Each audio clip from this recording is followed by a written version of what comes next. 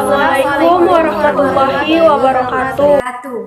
Perkenalkan, kami dari kelompok 1 yang beranggotakan saya Halimatus Sa'diyah dengan NPM 3062056127. Pada kesempatan kali ini, kami akan mempresentasikan materi yang berjudul Pilar-pilar pendidikan dan komponen pendidikan. Perkenalkan, nama saya Elis Asrining Dewi Pertiwi, NPM 3062056073. Saya Asyifa Nur Andini dengan NPM 3062056115. Nama saya Maulida Zahra, NPM 3062056276.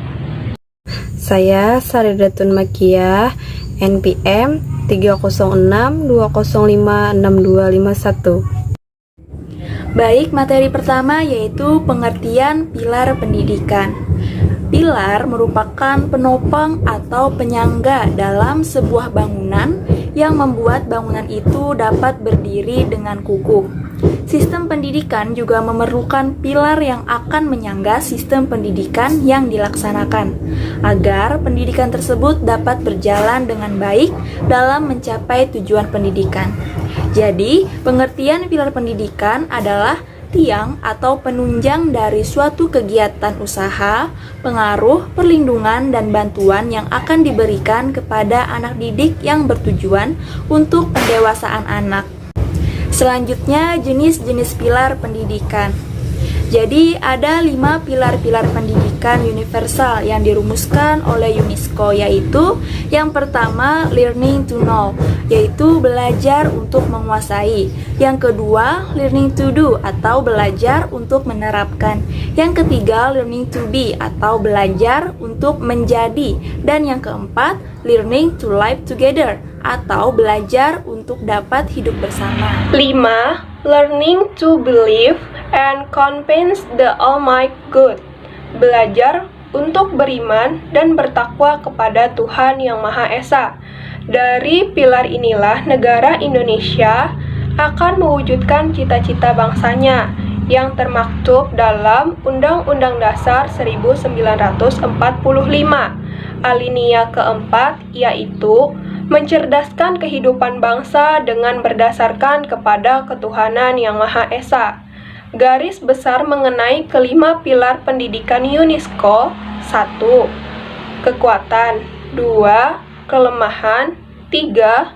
Peluang, 4. Ancaman. Implikasi masing-masing pilar pendidikan. 1. Learning to know. Guru adalah orang yang identik dengan pihak yang memiliki tugas dan tanggung jawab membentuk karakter generasi bangsa. Di tangan gurulah tunas-tunas bangsa ini terbentuk sikap dan moralitasnya, sehingga mampu memberikan yang terbaik untuk anak negeri ini di masa yang akan datang. Guru memiliki peranan yang sangat penting dalam menentukan kuantitas dan kualitas pengajaran yang dilaksanakannya. 2. Learning to do. Sekolah sebagai wadah masyarakat belajar hendaknya memfasilitasi siswanya untuk mengaktualisasikan keterampilan yang dimiliki serta bakat dan minatnya agar learning to do dapat terrealisasi. Secara umum, bakat adalah kemampuan potensial yang dimiliki seseorang untuk mencapai keberhasilan pada masa yang akan datang. Sedangkan minat adalah kecenderungan dan kegairahan yang tinggi atau keinginan besar terhadap sesuatu. Meskipun bakat dan minat anak dipengaruhi faktor keturunan, namun tumbuh dan berkembangnya bakat dan minat juga tergantung dari lingkungannya. Learning to be. Konsep learning to be perlu dihayati oleh praktisi pendidikan untuk melatih siswa agar memiliki rasa percaya diri yang tinggi. Kepercayaan merupakan modal utama bagi siswa untuk hidup dalam masyarakat. Penguasaan pengetahuan dan keterampilan merupakan bagian dari proses menjadi diri sendiri. Kemudian yang keempat, learning to live together.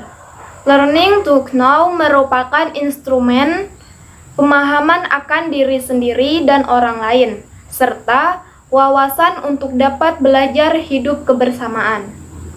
Learning to do memungkinkan pembelajaran untuk mengaplikasikan pemahamannya dan bertindak secara kreatif terhadap lingkungan sehingga tercapai kehidupan kebersamaan yang damai.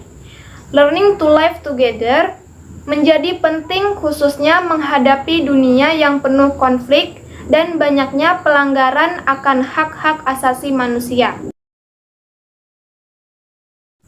Kemudian yang kelima, learning to believe in good.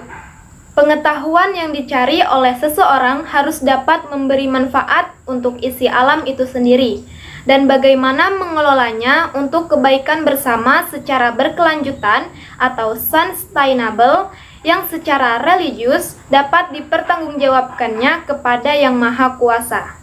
Selanjutnya, pengertian pendidikan sebagai suatu sistem.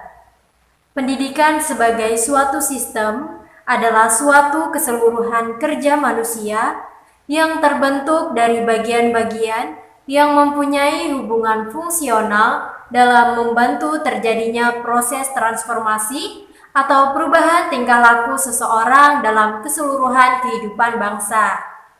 Semua aspek dari kehidupan bangsa merupakan lingkungan kehidupan dan suprasistem dari sistem pendidikan yang bekerja bersama-sama dengan sistem lainnya seperti ekonomi, politik, hukum, agama, dan sebagainya dalam rangka mencapai tujuan nasional. Adapun komponen-komponen pendidikan yaitu yang pertama, tujuan pendidikan, yang kedua, peserta didik, yang ketiga, jadwal waktu, yang keempat, materi, yang kelima, pengajar, yang keenam, fasilitas, dan yang terakhir, yang ketujuh, yaitu biaya. Langsung saja di sini saya akan membacakan tentang kesimpulan. Berdasarkan uraian yang kami kemukakan, maka dapat disimpulkan bahwa pilar pendidikan adalah tiang atau penunjang dari suatu kegiatan usaha, pengaruh, perlindungan, dan bantuan yang akan diberikan kepada anak didik yang bertujuan untuk pendewasaan anak. Adapun jenis-jenis pilar pendidikan yaitu belajar untuk mengetahui, learning to know, belajar untuk melakukan, learning to do, belajar menjadi, learning to be, belajar dengan bekerja sama, learning to live together.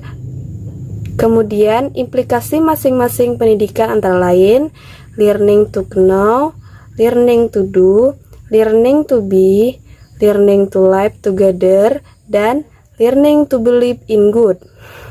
Kemudian terdapat pula pengertian pendidikan sebagai suatu sistem adalah suatu keseluruhan kerja manusia yang terbentuk dari bagian-bagian yang mempunyai hubungan fungsional dalam membantu terjadinya proses transformasi atau perubahan tingkah laku seseorang dalam keseluruhan kehidupan bangsa, serta komponen-komponen pendidikan yaitu tujuan pendidikan, peserta didik, jadwal waktu materi, pengajar, fasilitas, dan biaya.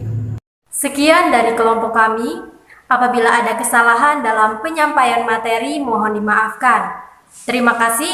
Wassalamualaikum warahmatullahi wabarakatuh.